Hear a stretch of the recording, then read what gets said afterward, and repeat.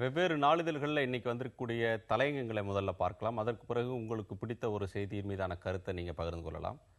தினமலர் இன்றைக்கு எழுதியிருக்கக்கூடிய தலையங்கம் என்பது இட்லி முதல் உப்பு வரை விற்கக்கூடிய தமிழக அரசு அதில் அதிக ஆர்வத்தை காட்டி வருகிறது என்ற கருத்து சொல்லியிருக்கிறது.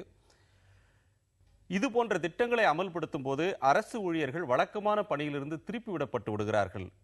வேறு வேலைக்கு மாறுவதனால நிர்வாக செலவு ஏற்படுகிறது, திறன் இழப்பு ஏற்படுகிறது. அதை பற்றிய தகவல்களை அரசாங்கம் வெளியிட வேண்டும் என்கிற கருத்தை தினமலர் வெளியிட்டிருக்கிறது.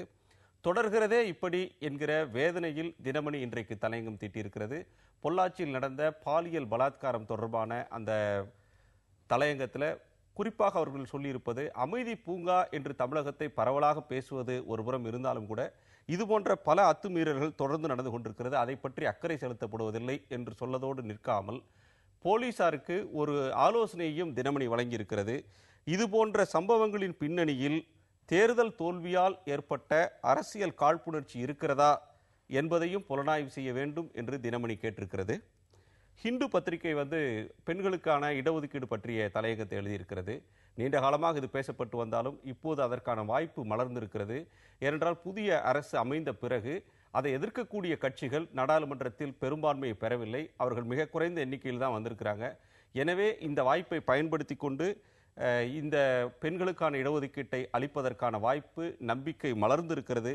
இந்த மசோதா நிறைவேற்றப்பட்டால் 181 பெண்கள் நாடாளுமன்றத்துக்கு வருவாங்க. இந்திய ஜனநாயகத்தில் அதிகார சூழலையே இது மாற்றிவிடும் அப்படின்ற கருத்தை ஹிந்து சொல்லியிருக்கிறது. டெக்கன் கிரானிக்கில் பொருளாதார நிலைமையை பற்றி ஒரு தலையங்கம் எழுதியிருக்கிறது.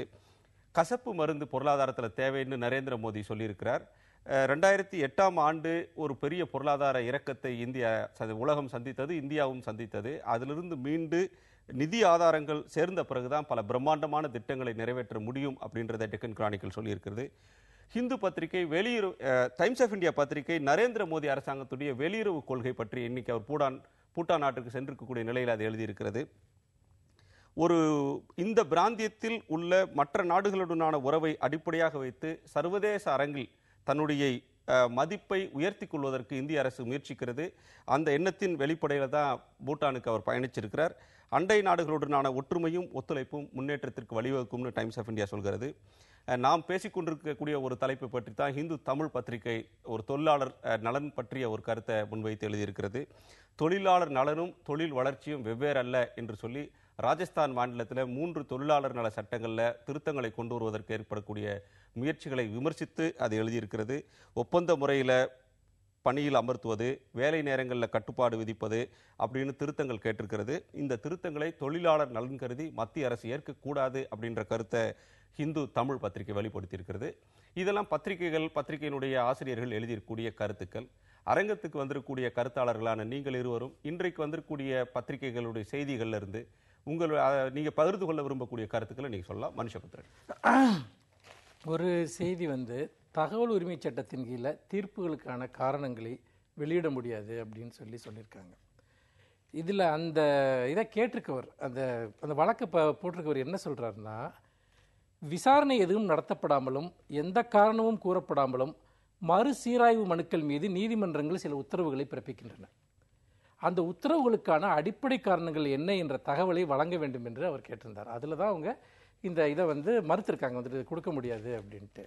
இதில் நான் என்ன நினைக்கிறேன்னா, பொதுவாக தீர்ப்புகள் என்பது சாட்சியங்களின் அடிப்படையிலும் சட்ட விதிகளின் அடிப்படையிலும் தான் வழங்கப்படுகின்றன என்று நாம் பொதுவாக நம்புகிறோம்.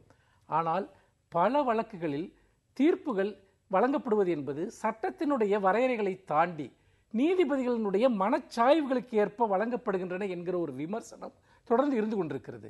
ஆனால் நீதிமன்ற தீர்ப்புகள் எல்லாமே கடவுளினுடைய தீர்ப்புகளைப் போல அது விமர்சனத்திற்கு அப்பாற்பட்டது, கேள்விக்கு அப்பாற்பட்டது என்கிற ஒரு நம்பிக்கை பொதுவாக நீதி சம்பந்தமான நம்முடைய மனப்பான்மையில் தொடர்ந்து வலியுறுத்தப்பட்டு கொண்டிருக்கிறது. இந்த சூழ்நிலையில் இந்த கோரிக்கை என்பது நான் மிகவும் முக்கியமானது என்று நினைக்கிறேன். அவங்க எல்லாத்தையுமே கேட்கல மறுசீராய்வு மனு என்று சொல்லக்கூடிய ஒன்றில் கூட ஏன் விசாரணை இல்லாமல் அதை தீர்ப்பு கொடுக்கிறார்கள், அல்லது அதற்கான காரணங்களை சொல்லாமல் ஏன் சொல்கிறார்கள் என்று அவர் கேட்கிறார். அப்படி இருக்கும்போது எல்லா துறைகளிலும் நாம் டிரான்ஸ்பரன்சி என்று ஒன்றை வலியுறுத்தும் போது நம்மை மிக விதிவிலக்காக இருக்கக்கூடாது. உங்களுடைய எண்ணம் என்ன? நீங்க பகிர்ந்து கொள்ளக்கூடிய விரும்பக்கூடிய செய்தி என்ன? இன்னைக்கு அருண்ஜேட்லி அவர்கள் பேசிய இன்னொரு பேச்சு தான் கண்டிப்பா நான் பகிர்ந்துக்கணும்னு நினைக்கிறேன். நாட்டின் பொருளாதார வளர்ச்சி கடந்த 2 ஆண்டுகளாக 5% கீழாக உள்ளது. இத்தகைய சூழலில் பொருளாதார வளர்ச்சியை ஊக்குவிக்க நிதி சீரமைப்பு கடுமையாக்கப்படும் அப்படிங்கிறாரு.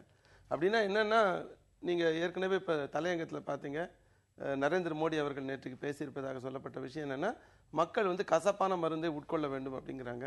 இவர் என்ன சொல்கிறாருன்னா, பொருளாதார வளர்ச்சி நல்லா அடைஞ்ச போது எல்லாரும் அனுபவித்தோம், இப்போ பொருளாதார வளர்ச்சி 5% கீழே இருக்குது, எல்லாரும் வந்து அதை அனுபவிக்க வேண்டும், அதனால் கஷ்டங்கள் அப்படிங்கிறார். உண்மையிலேயே பொருளாதார வளர்ச்சி நன்றாக இருந்தபோது யார் அனுபவிச்சாங்கன்னு பார்த்தீங்கன்னா, பெரும் பணக்காரர்கள் தான் அனுபவிச்சாங்க. இன்னைக்கு பொருளாதார வளர்ச்சி கீழே போகும்போது கஷ்டத்தை ஏற்க வேண்டும் அவர்கள் சொல்வது வந்து சாதாரண மக்களை பார்த்து. இதுதான் நடந்துட்டு இருக்கு. எந்த காலாவதியான பொருளாதார கொள்கையை யூபிஏ அரசாங்கம் கடைபிடித்தது என்ற குற்றச்சாட்டை பிஜேபி வைக்கிறதோ அதே பாதையில் அவர்கள் பயணிக்கிறார்கள். எஃப்டிஐ ரீட்டைல் ட்ரேடு தவிர ஃபாரின் டைரக்ட் இன்வெஸ்ட்மெண்ட் டிஃபென்ஸில் வருது, ரயில்வேஸில் வருது, மற்ற இடங்களில் வருது. அதே போல் வங்கிகளை தனியார் மயமாக்க வேண்டும் என்ற அந்த குழுவை வங்கி தலைவர்கள் ஏற்றுக்கொண்டு அருண்ஜேட்லி அவர்களுடன் நிதியமைச்சருடன் நடந்த அந்த கூட்டத்திலே முடிவு செய்கிறார்கள். ஆட்சிகள் மாறினாலும் கசப்பு மருந்து தரக்கூடிய அந்த எண்ணம் மட்டும் மாறல, ஏழைகளுக்கு மட்டுமே தர்றாங்க அப்படின்ற கருத்தை நீங்க முன்வைக்கிறீங்க. உண்மையிலேயே இல்ல, மத்திய ஆட்சியினுடைய சாதனைகளை எல்லாம் நம்ம எல்லாம் மறுத்தரக்கூடாது, சிலதை தொடரணும்னு ஏற்கனவே மோடியே சொல்லியிருக்காரு. அதெல்லாம் இந்த மாதிரியான சாதனைகள் தான் நம்ம எடுத்துக்கணும். சரி, நம்ம தொடர்ந்து பேசலாம். Takut, takut, takut, takut.